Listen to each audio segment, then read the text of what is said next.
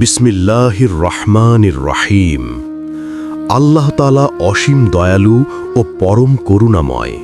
তিনি বান্দার ডাকে সাড়া দেন, বান্দার চোখের অশ্রু দেখেন এবং অন্তরের আকুতি শুনেন।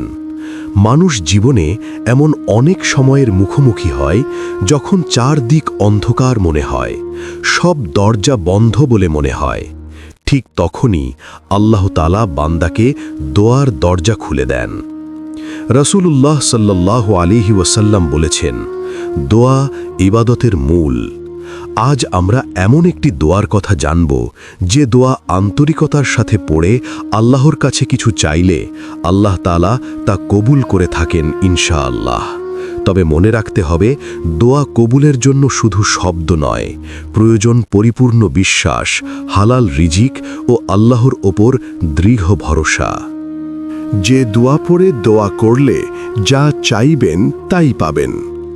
আল্লাহুম্মা ইন্নী আসআলুকা বিআন্না লাকাল হামদা লা ইলাহা ইল্লা আনতাল মান্নানু বাদিউস সামাওয়াতি ওয়াল আরদ ইয়া যাল জালালি ওয়াল ইকরাম ইয়া হাইয়্যু ইয়া কাইয়্যুম।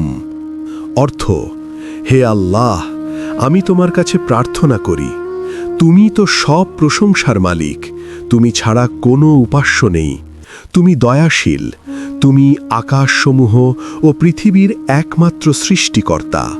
হে মহান সম্রাট ও সর্বোচ্চ মর্যাদার অধিকারী, হে চিরঞ্জীব, হে সর্বময় ক্ষমতার অধিকারী। এই দোয়াটি নামাজের পরে বা যে কোনো সময় পড়ে আল্লাহর কাছে যা চাই তাই পাব ইনশাআল্লাহ। প্রিয় ভাই ও বোনেরা, দোয়া কখনো বৃথা যায় না। আল্লাহ তাআলা তিনভাবে দোয়ার জবাব দেন।